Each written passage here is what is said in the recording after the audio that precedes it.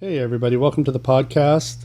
Today I have Jonathan Butler, who's going to talk to us about social media strategy.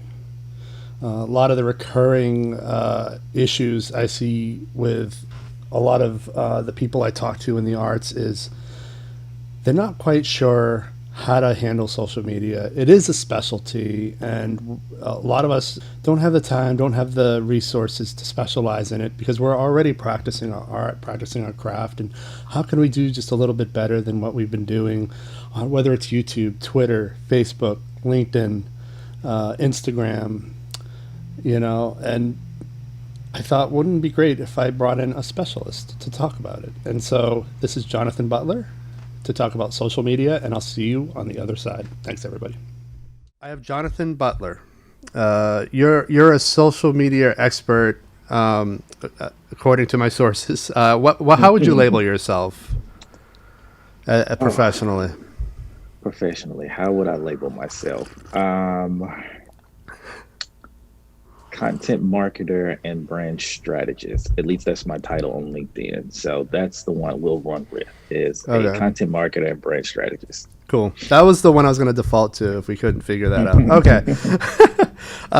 This is perfect timing because in the schedule, your episode is coming on after this author named David Hollander, who I just interviewed, and like the first third of our conversation, which went on for about an hour and a half, was our mystification of Twitter, and Mm. and we were talking about how it is that a professional author who's been published through the system only has like maybe couple thousand followers, but somebody who's self-published, hasn't had their manuscript edited, doesn't have professional formatting on their books, has 20, 30, 50,000 followers.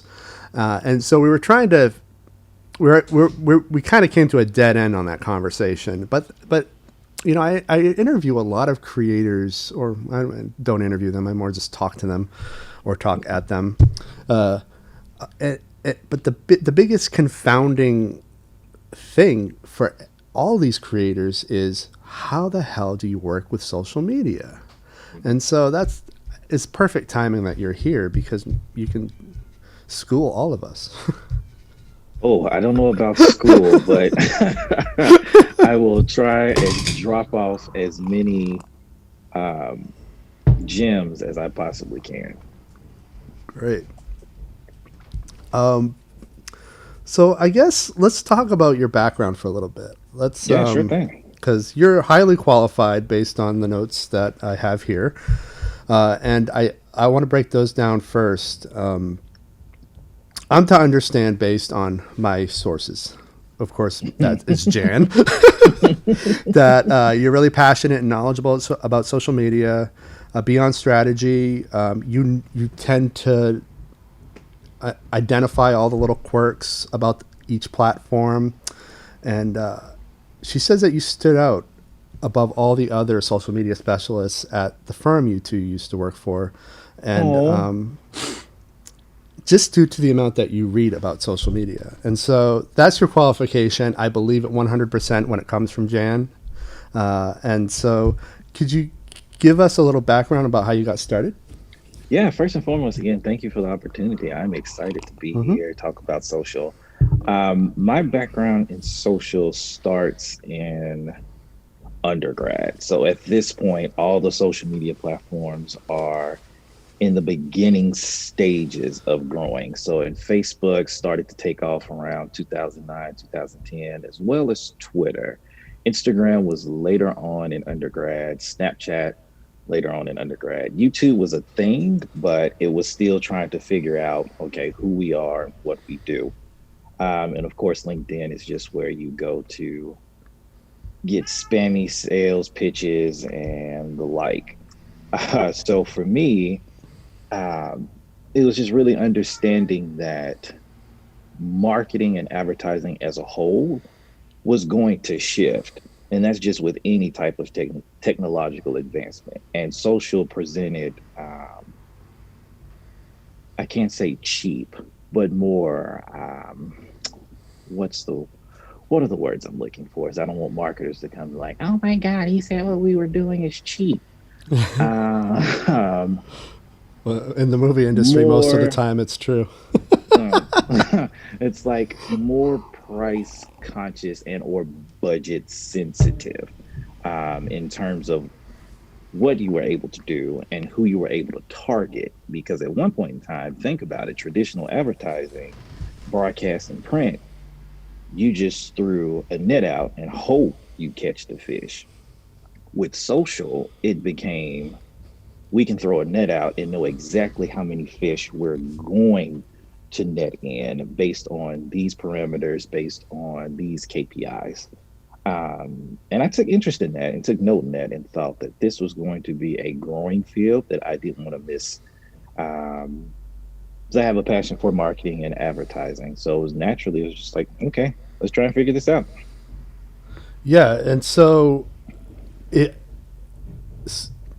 I would assume that as a result of them being able to sort of fine tune their aim, that their engagements went up. So that's the art and science of social is that it's not like one silver bullet where you post and or you post consistently and things work out in your favor. It's kind of alluding to your point to earlier about the author. It's one knowing who you're talking to, two, how are you talking to them and where you're talking to them at. Because it could be a situation where you have this amazing content, it's just on the wrong platform. And that's the art and science in saying, okay, where's my audience? And how do I post content that they'll not only engage with, but that they'll also continue to just absorb. Yeah. Um, are you okay talking about some of the? I mean, you don't have to name drop anyone, but I'm interested in some of the brands you've worked with and how you engage with them. What are the things you've taken away Mhm. from some of the projects you've done? Yeah, sure thing. Yeah, sure. Worked for a number of brands, including Budweiser, Stella Artois, HBO Latino. Here recently, Schindler Elevators. That was fun. Um, Radian Mortgages, and there was another company. I'm blanking. Dow. Don't know how I could forget a big company like that. Excuse me. But yeah, those were just some of the companies. In addition to just doing some freelance work for some brands. So I've crossed both B2B and B2C. So Yeah. it's a challenging world out there. That's for sure in the realm of social. So I'm in. Out of all those, I'm most interested in Schindler because I have an interest in technology and infrastructure, and they kind of fall into both. Um, Hmm. what was that like? What did they need from you? I feel like a company like Schindler would have their shit together in house. uh, Not to talk negatively about the client because they were wonderful. No, all clients are great. Uh, no, they came to us to help us. Really, they wanted to do a better job on social media because they had a very engaged audience. It was just understanding a how do we create content that, like I said, keeps them engaged, and B, um, really just honing in on specific content that really mattered for the brand. Because the last thing you want to do is put out a piece of content and it does nothing for you as a brand, as a consumer. So for us, it was sitting down, helping them to understand one, who they were, and two, how each social media platform differed with respect to their various audiences. Um, Discovered that there's a such thing called an elevator enthusiast. Mind blowing for me because I did not know such a thing exists. And it's an entire community of individuals that rate elevators. Like they give their feedback on elevators. And I thought that that was so fascinating. Um, yeah, it was really different. Really different.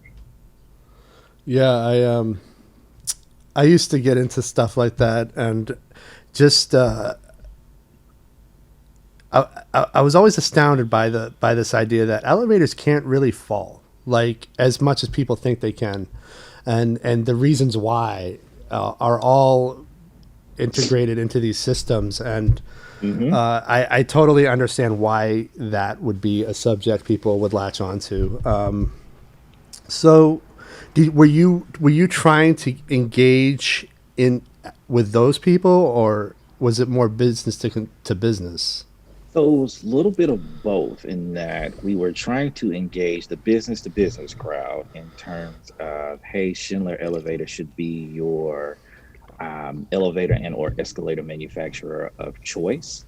And then the flip side to that was the consumer end, where if there was an issue, they could reach out to us via social, obviously like customer care, trying to resolve those issues as best as possible. In addition to just engaging with the audience that they had, so it was a little bit of both. How much do you think response engagement is? How important is that?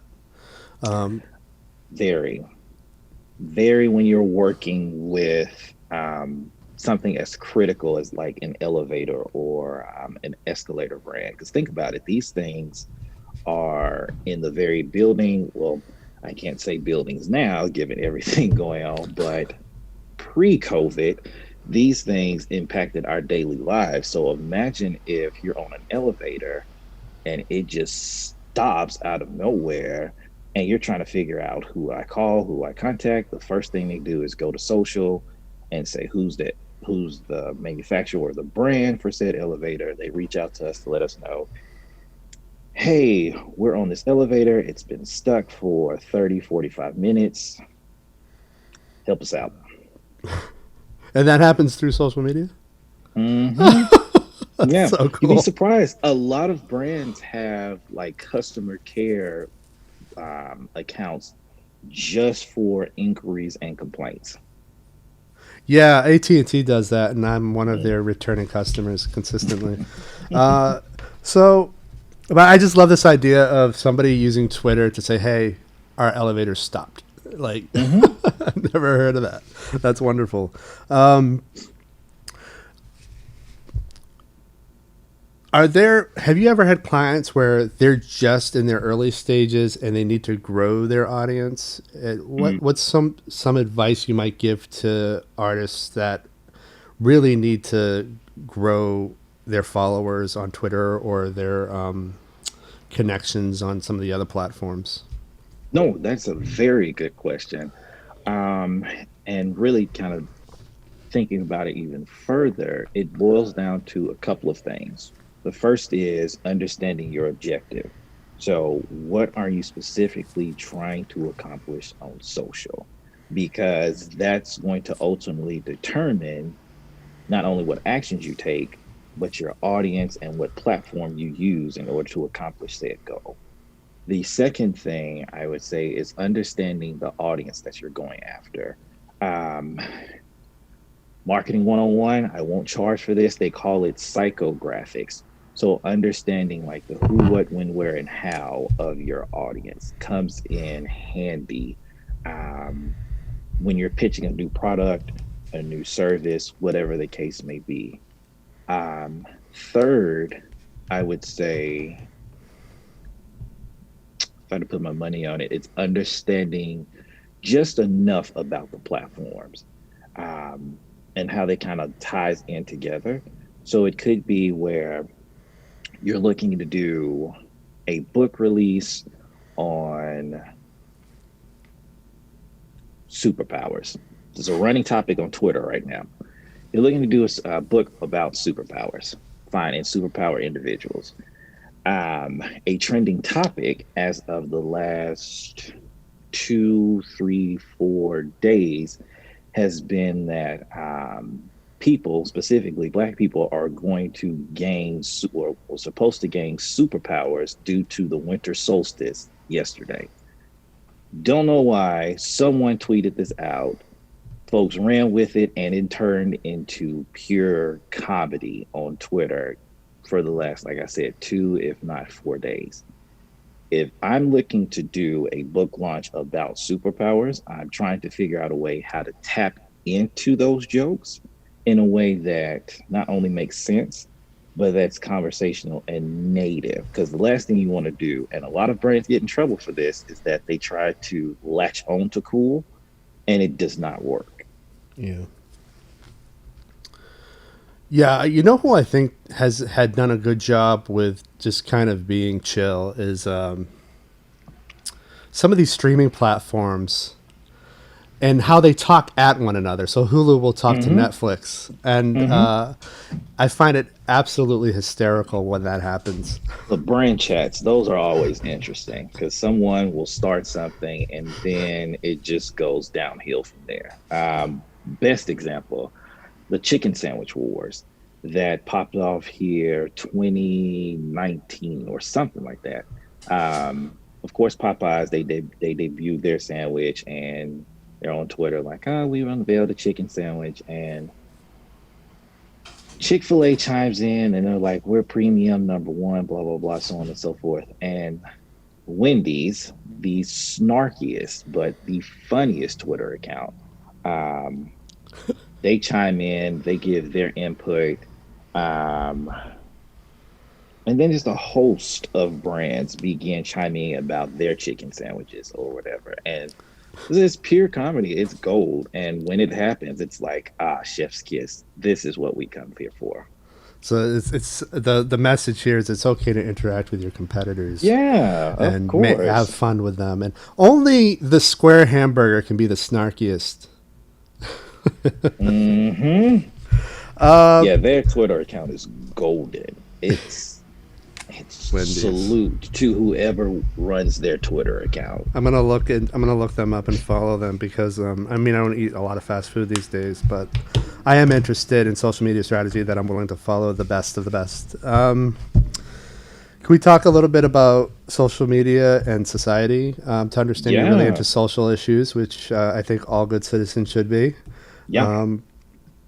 You uh, the impression is that you were the most passionate person on the diversity team at the firm where you and Jan used to Oh, work. wow. That is quite And the title. how does social media and social issues they how do they coexist? How can social media boost the awareness and Hmm. passion for social issues? Yeah. Again, great question. And looking at how Twitter really took off in 2010 when Arab Springs occurred. And then people were trying to figure out what's the best source of information to go about this said issue and or topic. And then turned out it was Twitter. So Twitter has been a great platform for um, yeah, I'll go with that. Twitter's been a great platform for citizen journalism, real time figuring out, hey, okay, what's going on from this angle, and this angle. As you think about it, most news broadcast teams, they only have so many people on their staff in order to get to these areas. So at that point, you kind of have to rely on your citizens to report at least somewhat factual information. They're not always going to get the facts right, but at least they are in the field saying, "Hey, this is going on." NBC, ABC, CNN, Fox News, ugh, whoever you are, um, this is what's going on right now as we see it. So, in terms of its importance, I think social plays a huge role in not only disseminating critical information, but just saying, like, hey, this is really what's going on out here. Yeah, I just had a guest on whose his episode is actually going to air next Monday. His name is Erwin Gratz. He and Hmm. we just talk about journalism. He Yep. works for NPR or some version of NPR up in Maine, and we never dropped that term citizen journalism, but I actually absolutely love that term, and now I want to start looking more into that. Yeah, I said social has democratized the role of news. It's prevalent in almost any and every new piece of information that you see, whether it's the Black Lives Matter movement, Whether it's more lighthearted information, whatever the case may be, social plays a huge, or citizen journalism plays a huge factor into our news and media cycle. Yeah, isn't that how Tim Pool kind of came to the scene? Just basically reporting on what was happening with Occupy Wall Street. Mhm.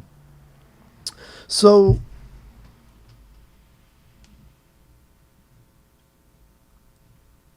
let let's go into YouTube for a sec. Okay. I've seen that grow ever since it was an indie startup. Yeah. When I What when was I the first video? Like somebody like biting some gorilla in like a the zoo or something? It's like, oh wow, we've come a mighty long way. Well, what's funny is they used to do these videos of the week. So our video upload of the week is, and then that would be your featured video. They don't do Hmm. that anymore, but I had that at one point before Google bought it. I'd put a trailer up for an indie film, which looked like garbage, but back then it did it pissed off a lot of the users because it looked too professional, even though I don't think it looked professional at all. And now it's I can't imagine how much hair they're pulling out with all the stuff that's on there, the Colbert and Hindsight network is television. 2020. Yep. Yep.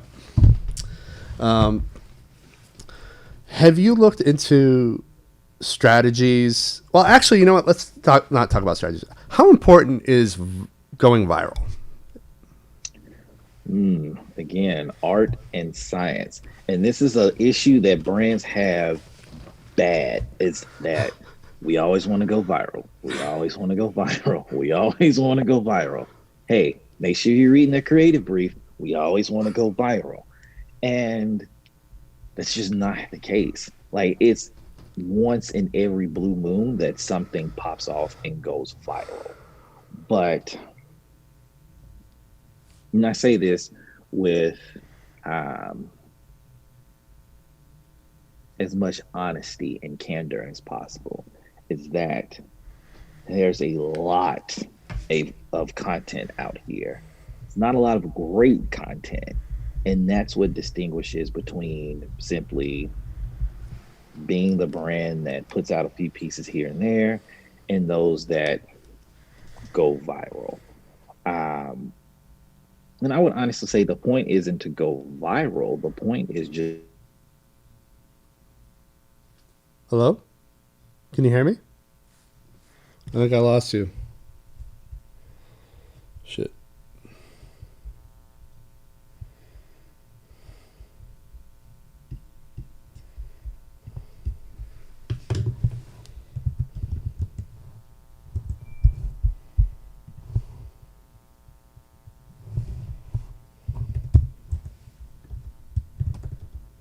okay. There we Oh, go. you're back? All right, cool. Yeah, I was there we about go. to email you. Awesome. So you were saying about the viral. Yeah. The issue with virility is that there's a lot of content out here. It's not a lot of great content out here. So your job as a brand is to simply be at the forefront of a consumer's mind. So if I'm a marketer and I'm taking that POV, it isn't how can I put out a content that simply goes viral. It's how can I put out content that consumers engage with on a consistent basis. Because for me, I equate going viral to being a one hit wonder.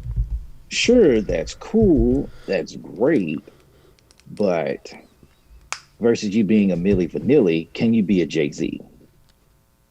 It's like of course, me being a Jay Z brand. I was going to throw that out there. um, It's a good that's the comparison, best. though. I was like, that's the best way I can put it. Is like, are you going to be a one hit wonder, or are you going to be an artist that consistently churns out hits? You're not always going to get it right, so don't try to. I'm like, go out here, fail, learn from your failure, revise, improvise, keep pushing. That. So I wouldn't say go viral. I would say focus on just being the brand that people know, love, and trust. Yeah. So consistent output with with high quality. Mm-hmm. Mm-hmm. What what is some advice you've given to some of your clients on how to deal with YouTube?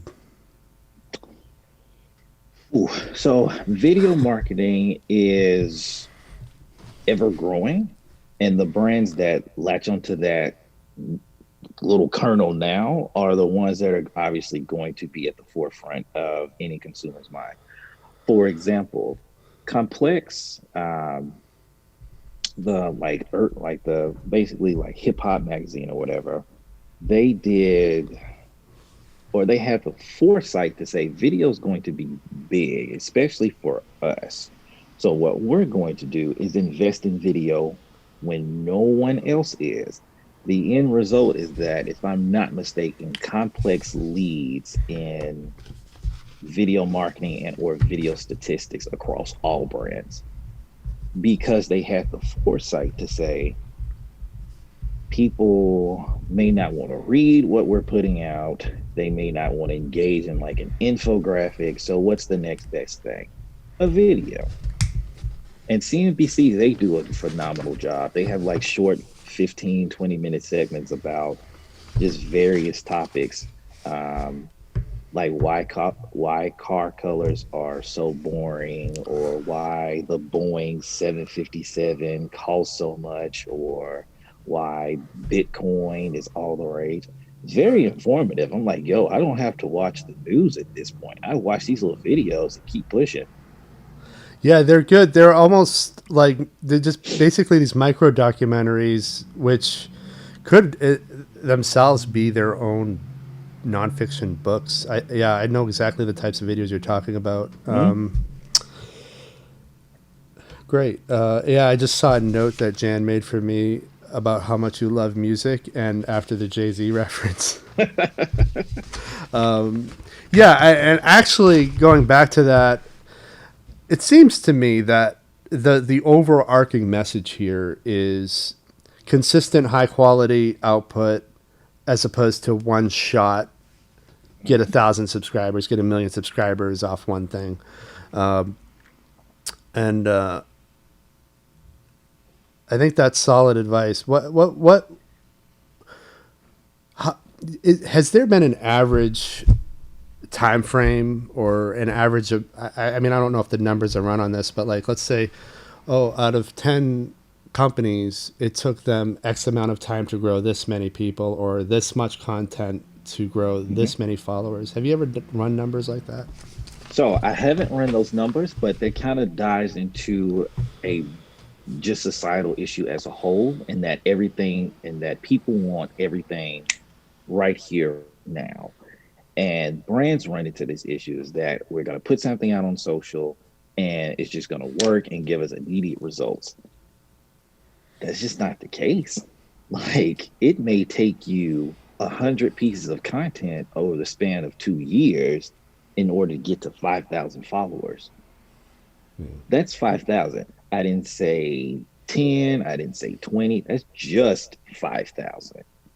When you have other brands out here, of course, household names, they drop 2 pieces of content and they have 2 million followers in 24 hours.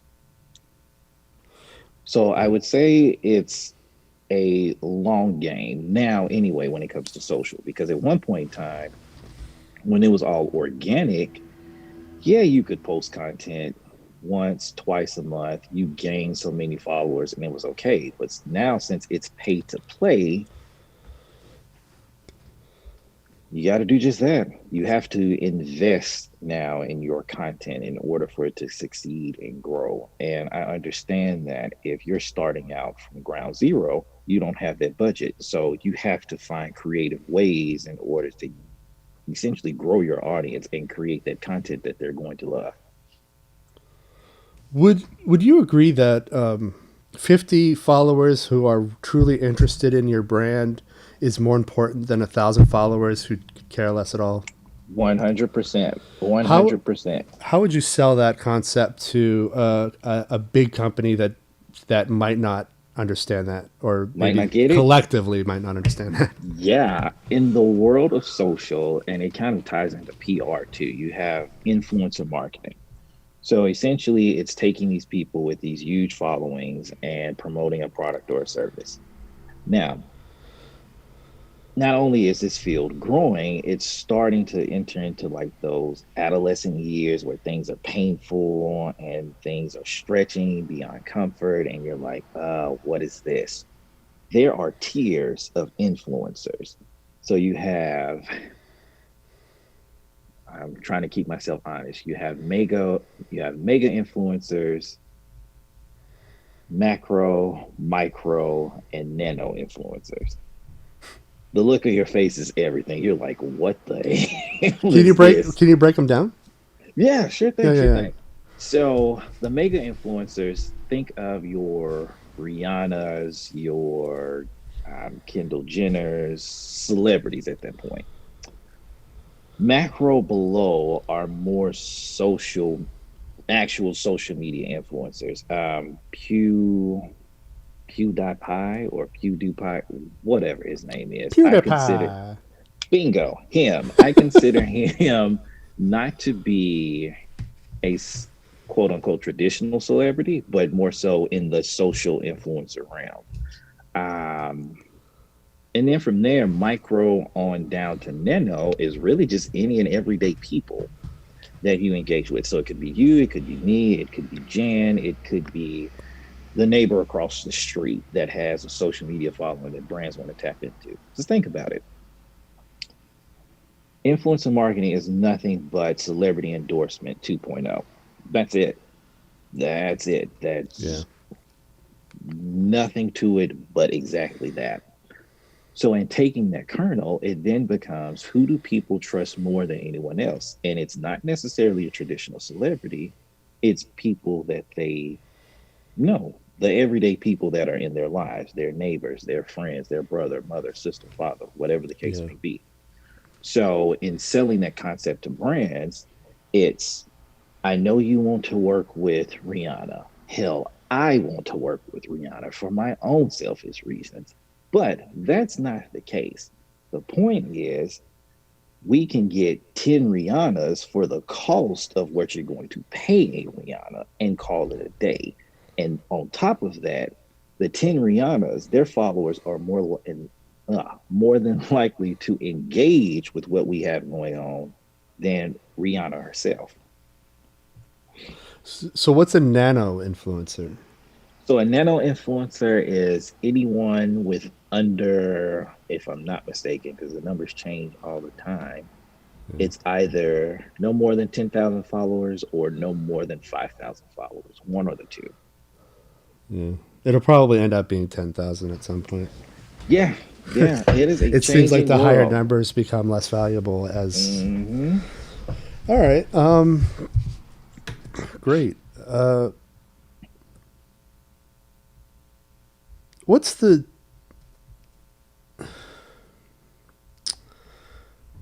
You said you started this in your undergrad. Hmm. Colleges now, I assume, are teaching this as a profession. What are some of the things they're doing? Do you know? Like what the undergraduate sort of degree plan looks like? Because now we're not targeting my audience. We're targeting people who might want to do what you do. Yeah, sure thing. I would say it's probably not, well, I can't say that. It may be a full on degree, but for the most part, it's still like marketing and advertising with maybe like a concentration in social. So I'd imagine at the collegiate level, it's, standard deep dive of the history of social, who the big players are, followed by probably when you start to really dive into things, um, marketing strategies, what works best on social, what doesn't, um, then followed by an internship. If I put my money on it, an internship working with a company on their social media. In that, yeah, actually in that order because it happened to me. So I'd imagine it's the exact same thing.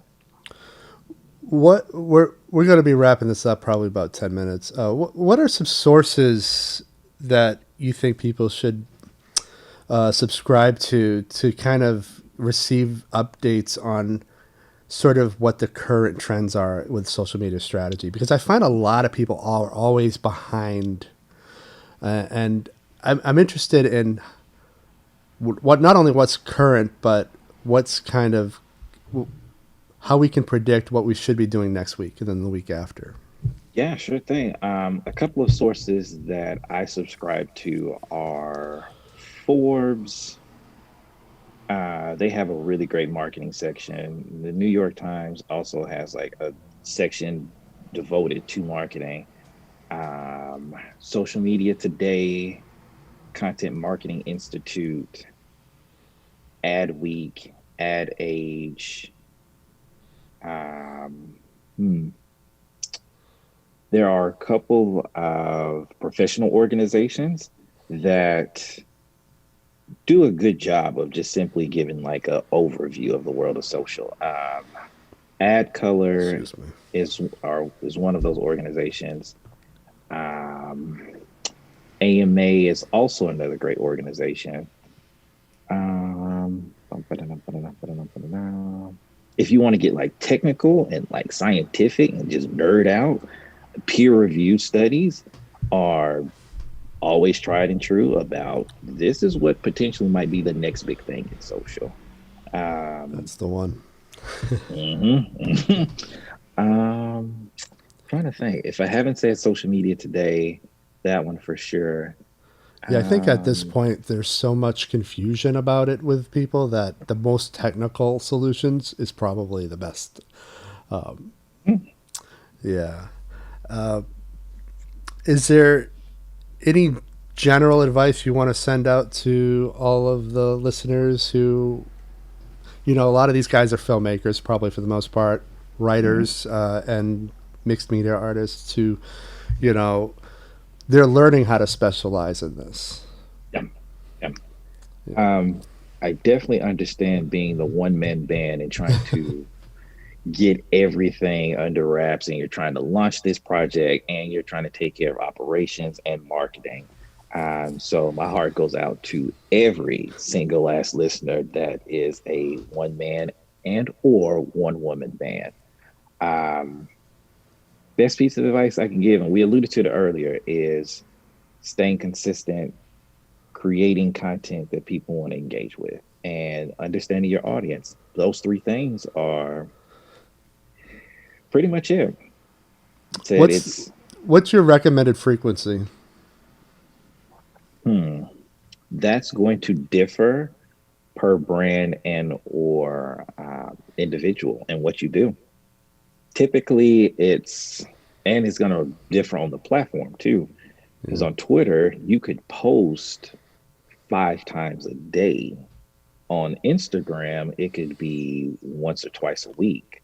Facebook, it virtually the same. Um, LinkedIn 2 to 3 times a week, or whatever the case may be.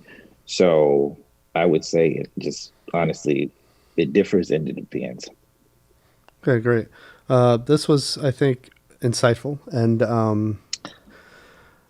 I really appreciate your time on this. Yeah, I'm Is happy to there? help. Do you want me to send the audience anywhere to look you up, or are you totally Um, private? no, no, no. I am on LinkedIn and Twitter. Okay. So if anything, they can definitely just hit me up on LinkedIn. Yeah. Okay, cool. And I've already sent you a LinkedIn connection, so I'll send you a Twitter follow as well, and I'll make sure to put links in the description for everybody to find you. Perfect. Hey, everybody. Thank you for joining us on the episode with Jonathan Butler. I thought it was a pretty useful episode. I think that there's a lot of stuff that we can continue to mine from it, a lot of information. As far as all the links he recommended, I'll put those links in the description so that you guys have an easy way to access all that stuff. You can just click and go. I tell you, I'm thinking about now this idea of tweeting at Schindler elevator if I ever get stuck in the elevator. I'm going to be thinking about that like moving forward whenever I'm in an elevator. I'm like, oh, is the manufacturer of this elevator somebody I can tweet at if I get stuck? And I might even follow Schindler on Twitter just to just to see if those interactions come through my feed. It's interesting. I would have never thought that this podcast would unveil this idea of tweeting at the manufacturer of the elevator that has stopped suddenly. It makes total sense. But for me, though, the real thesis of this episode is it's so important to create an ongoing conversation through social media with your audience, whether they're all there now or not, because they'll arrive eventually as long as you continue doing it. You just got to keep at it, and you got to keep being inventive at it. And you have to consistently be engaging. You know, there's some people who are just starting out who think it's not cool to be engaging. Oh, you just put it out there and you don't engage, because if you become too accessible, then they won't view you as a success. It's a total misunderstanding. People want access, so give them access to you. Give them access to what you're creating, to your creative process, to your ideas. Eventually, they will all come, and they'll be so much more meaningful. It just, you know, again, it's a specialty, and you're going to have to become a specialist at it to make it work. And so be creative with it. Make it fun for yourself. Don't make this work. Make it fun, and make it part of your creative process. Anyway, we'll continue this conversation about social media over the course of the podcast with other interviewees. And if you guys want Jonathan back on, let me know. I'll invite him back. I would love to have him back. I thought he was a great guest. And thank you, Jonathan, for coming on. I really appreciate it. And if you guys have questions in the future for him or any other guests as it pertains to social media, ask me. I'll ask them through. I'll ask your questions through the podcast. And because I think I'd like to continue this conversation, and I'm going to consistently start asking more guests about how they're handling their social media, if they have social media at all. Thank you, everybody. So there's one other thing, and I always forget to do this. Like, there's only a few podcasts where I ever remember to do this, but I have to start remembering to do this more, and this is so important to keeping the podcast going. Please go to my Patreon and support the podcast. I know everybody says that, and it's like, oh, you too? I get it, man. I feel you. Anyway, guys, this is important. I always forget to do this, but I would really love your support in keeping this podcast going, keeping it free, keeping it accessible on all the platforms that I can.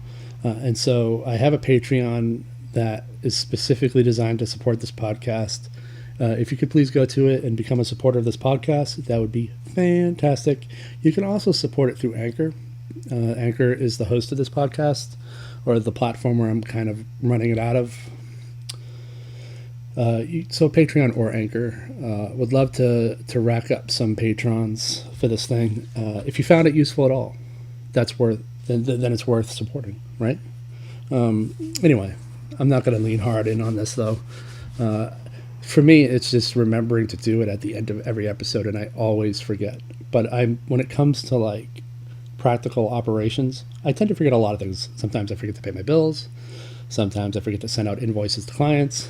Clients love that, by the way. Yeah, with these episodes, I always forget to say, hey, support me through Patreon. So now I'm saying it on this one. Support me through Patreon. All right, thanks, guys. I'll see you guys on the next episode. Don't know what that is yet. I haven't scheduled anything yet. Just kind of finished my queue of guests for the time being. All right, thanks, everybody. Bye.